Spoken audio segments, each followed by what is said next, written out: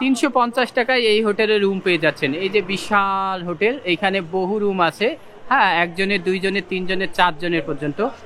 এই যে এটাই হচ্ছে সিএমসি হসপিটালের মেইন গেট। এই মেইন গেট থেকে হেঁটে গেলে 2 থেকে 3 মিনিটের ডিস্টেন্স এমন একটি হোটেল দেখাচ্ছি আজকে আপনাদেরকে, আর একদম বাজেটের মধ্যে। হসপিটালের গেটের ঠিক অপোজিটেই যে রাস্তাটা গেছে এটাকে গান্ধী রোড বলে। মোটামুটি 2 থেকে 3 মিনিটে আপনি এই হোটেলটা পেয়ে যাবেন। এই হচ্ছে চলে আসছে ভিতরে। এই সামনে যেটা হচ্ছে রিসেপশন, আর রিসেপশনের ভিতরে এখান থেকে দেখছেন, এখানে এসে কিন্তু ত্রিপাঠী একটি মন্দির পাবেন, টেম্পল পাবেন। হ্যাঁ, আপনারা এটা ঠিক রিসেপশনে পাবেন। আর এটা হচ্ছে রিসেপশনের ভিউ। আপনি এখানে চাইলে অপেক্ষা করতে পারবেন। এখানে ওয়াইফাই আছে, ওয়াইফাই ব্যবহার, নেট ব্যবহার করতে পারবেন। আর আসুন এখানকার আরো ডিটেলস গুলো জানাই, তারিখগুলো আমি জানাই দিচ্ছি, আসুন।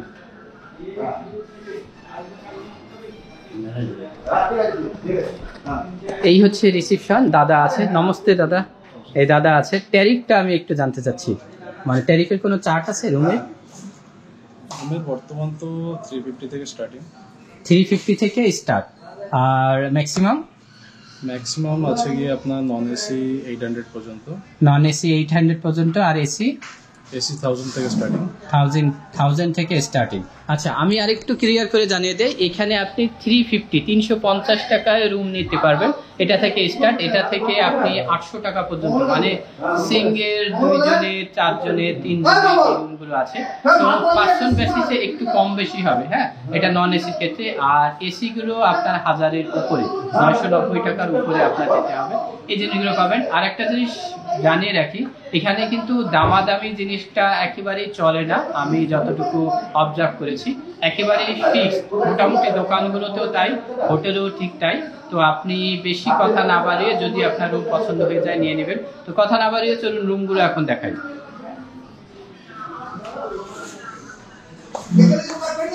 এই রুমের ভাড়া হচ্ছে 990 টাকা, মানে প্রায় 1000 রুপি।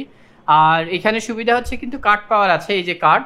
হ্যাঁ, এই কার্ড তুলে নিলে পাওয়ার অফ হয়ে যাবে, কার্ড বসারে পাওয়ার চলে আসবে। এই দেখুন, ঢোকার পরে এই ভিউটা পাবেন। এখানে একটি যে আলমারি পাচ্ছেন ছোট সাইজে, মিরর আছে, কাপড় রাখা কিন্তু হ্যাঙ্গার আছে। এই জিনিসগুলো চেক করে নেবেন, কারণ আপনার চিকিৎসার জন্য এখানে আসলে লং ডে থাকতে হয়। তো প্রয়োজনীয় এই জিনিসগুলোর আগে অনেক রুমে দেখবেন এই যে কাপড় রাখা হ্যাঙ্গার নেই বা আলমারি নেই, প্রয়োজনীয় জিনিস হয়তো নেই, কোনো রকম খাট পেয়ে যাবেন, বিছানা পেয়ে যাবেন, এটা ভুক্তভোগী হয়ে যাবে। তো এই জিনিসগুলো চেক করে নেবেন। এই যে বেড দেখুন, সামনে টেলিভিশন, একটি ছোট টেবিল, চেয়ার আছে। ওই পাশটায় কি হয়তো ওয়াশরুম, চলুন দেখি।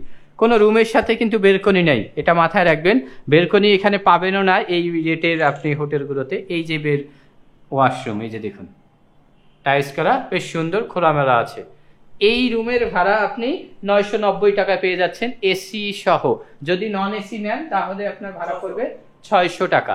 600 টাকায় পেয়ে যাচ্ছেন ঠিক এই রুমটা।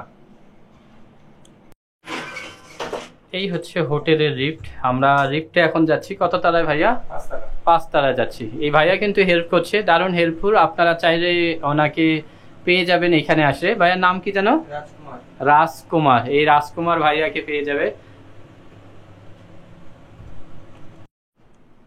4 জনের রুম দেখাচ্ছি এখন, ঠিক হচ্ছে 617। আপনারা চাইলে আগেও বুকিং করে নিয়ে নিতে পারেন, তবে প্রয়োজন হবে না, আপনি এসেই কিন্তু দেখে রুম বুকিং করে নিতে পারেন। এই যে দেখুন, গেট থেকে ঠিক 4টি বেড সাজানো আছে, সিঙ্গেল বেড। আপনি যে হোটেলে যান বেডগুলো কিন্তু ঠিক এইরকমই হবে, সিঙ্গেল। কাপড় হলেও এটা জোড়া লাগানো হয়, ঠিক আছে।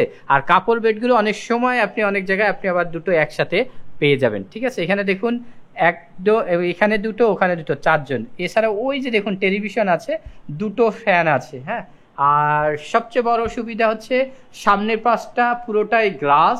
এই গ্লাস সরিয়ে দিলে আমার মনে হয় পুরো হাওয়া খেতে পারবে গরমের সময়, এতটাই সুন্দর জায়গা। এই যে সামনে এটা রাস্তা, পুরোটা ফাঁকা। ওই যে দেখুন বাইরে লাইটিং দেখা যাচ্ছে, দেখছেন।